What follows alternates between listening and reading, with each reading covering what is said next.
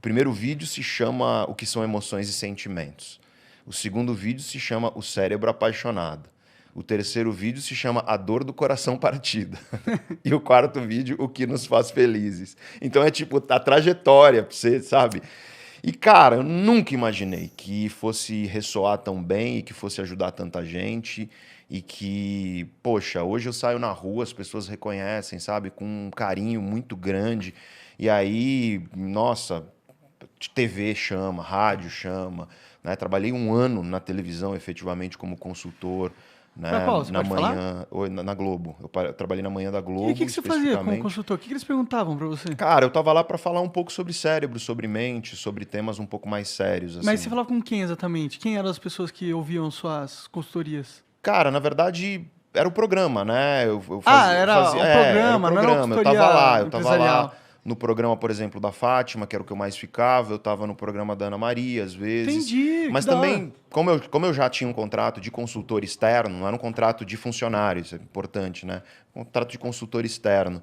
Aí eu fui no Bial, eu apareci no Fantástico certas vezes. Foda. Mas não só Globo, tá? Todas, Record, Bandeirantes, eu também fui várias, Jovem Pan, já tive lá com o Emílio no Pânico, foi super legal, enfim. E aí você pensa que, pô, começou como uma coisa de eu quero me entender para virar uma coisa de, pô, tô ajudando aí milhões de pessoas a se entenderem. Então, assim, como profissional, acho que como professor você não pode pedir mais do que isso, assim, é realmente incrível aí a E coisa. aí, que tu falou que tá dessa fossa aí, tu foi quando tu criou o canal e tudo mais, porque tu sabia como sair, e esse teu conhecimento de saber como sair te tirou da fossa mais rápido de verdade? Sem dúvida, porque o problema das pessoas é que, para pensar, se você quer construir uma ponte, eu preciso fazer engenharia.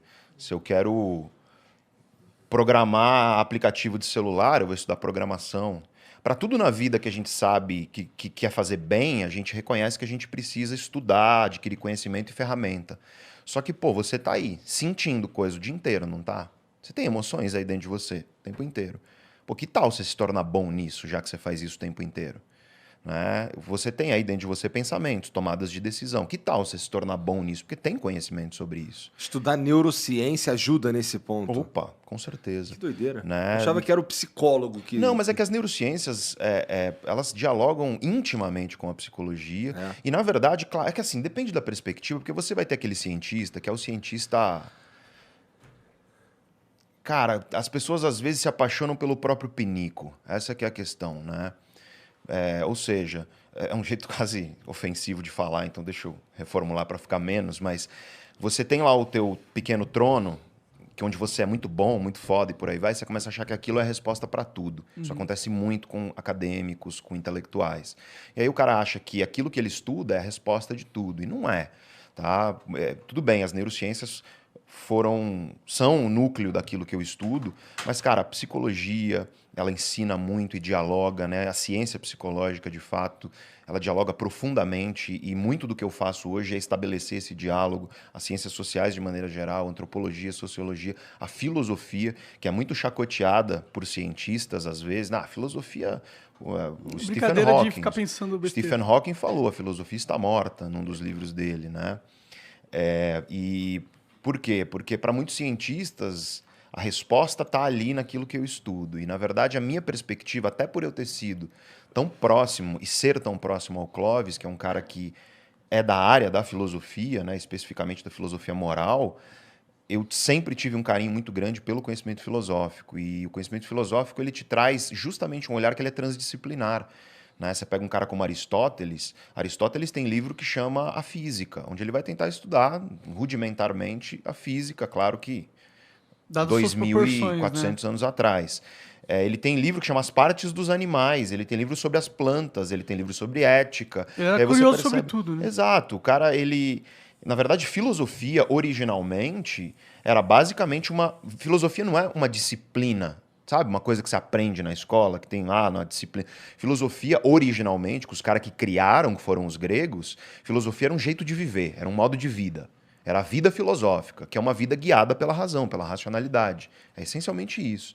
E claro, se você guia a tua vida pela racionalidade, você vai utilizar a ciência como uma ferramenta para isso. E essa é a minha perspectiva. Sempre foi, continua sendo. Tanto que se você entrar no canal, tem muitos vídeos sobre conhecimento científico, mas também muita coisa sobre filosofia. Você consegue lembrar o que conhecimentos neurocientíficos tu usou para sair da bad? Tipo, Opa! Bom, vamos lá. Primeiro a gente tem que entender a questão que é assim. Você precisa saber o que está acontecendo dentro de você para você resolver. Essa é a primeira coisa. Porque o problema das pessoas é que elas vivem brigando com as próprias emoções e elas não sabem o que está acontecendo dentro delas. E o primeiro ponto que você precisa é clareza, é autoconhecimento. Porque não existe mudança, transformação se você não possui autoconhecimento. Né? Eu tenho um curso que é o projeto que chama Projeto Autoconhecimento e Transformação. Porque não tem um sem o outro. Essa é que é a grande questão, pelo menos de maneira duradoura. Tá? O autoconhecimento ele é a base para você conseguir mudar. Então vamos lá, você está apaixonado. O que acontece com você quando você está apaixonado? A paixão ela vai causar uma série de alterações fisiológicas no seu corpo que já são documentadas pela ciência. Então, por exemplo, quando você fica apaixonado, ocorre uma inibição de alguns circuitos cerebrais que nós chamamos de circuitos pré-frontais, que ficam aqui atrás da testa. Sabe outra coisa que inibe pré-frontal? Bebida alcoólica.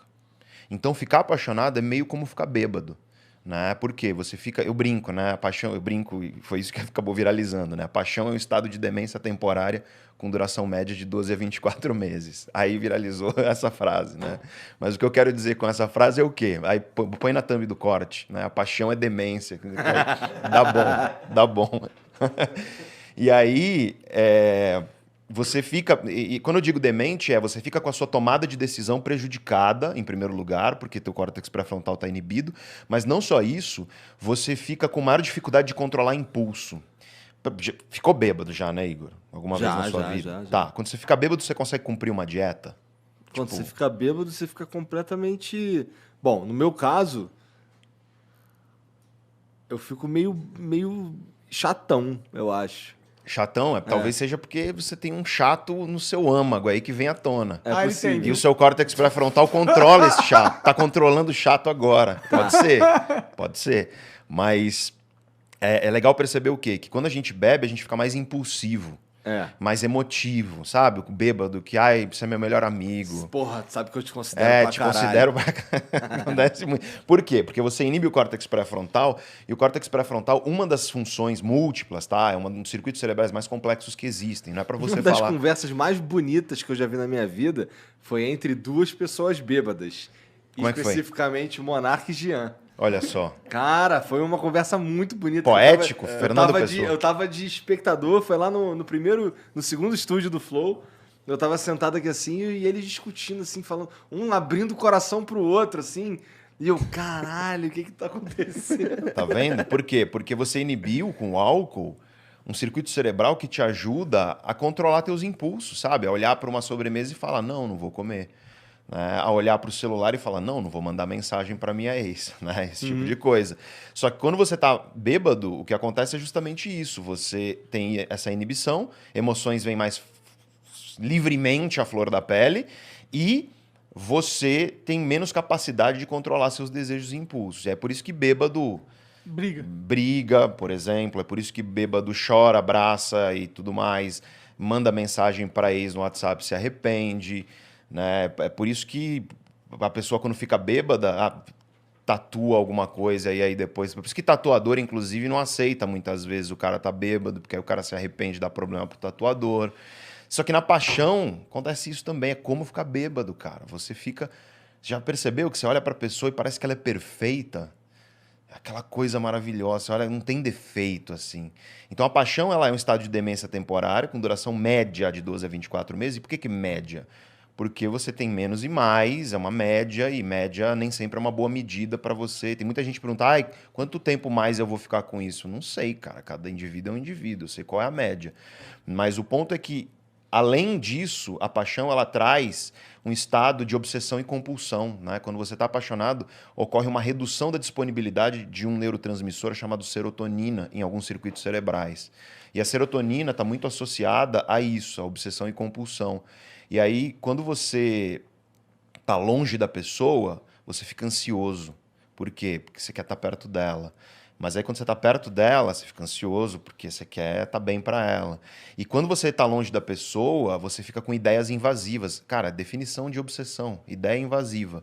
Você tá no trânsito, no chuveiro, você tá trabalhando, aí você fica pensando na pessoa, cara. Cara, isso é a obsessão, é o que nós definimos como obsessão. E compulsão. E o que é compulsão? Você tá com a pessoa, você não quer parar de estar com ela. Não tem um momento que você fala, não, chega, vamos dar uma pausa, a gente volta daqui a uma semana. Tipo, você quer o tempo inteiro. E aí, nesse conjunto todo, o que acontece com você? Você tá com a tua tomada de decisão prejudicada, você tá obsessivo, você tá compulsivo em relação à pessoa, você não tá enxergando defeito nela, você acha realmente que a pessoa ela é uma espécie parece que é um pedaço seu, né? Então, quando você perde, dói. E aí vem a coisa que é necessária de se entender. Então, quando você tá apaixonado, você tá meio bêbado. E a tua tomada de decisão, ela tá prejudicada. E, portanto, o que você aprende aqui? Não toma decisão grande e importante quando você tá apaixonado. Né? Você tem que saber disso. Sabe? Tipo, tatuar o nome da namorada na nádega esquerda. Aí o cara vai se arrepender. Né? Não casa quando você está apaixonado, porque casamento é uma coisa que é a construção de uma família que pensa num longo prazo. Essa paixão vai acabar. Se a tua relação sobreviver ao fim da paixão, aí você pode começar a cogitar construir uma família com a pessoa. Mas toma cuidado com isso, porque a paixão deixa inebriado mesmo.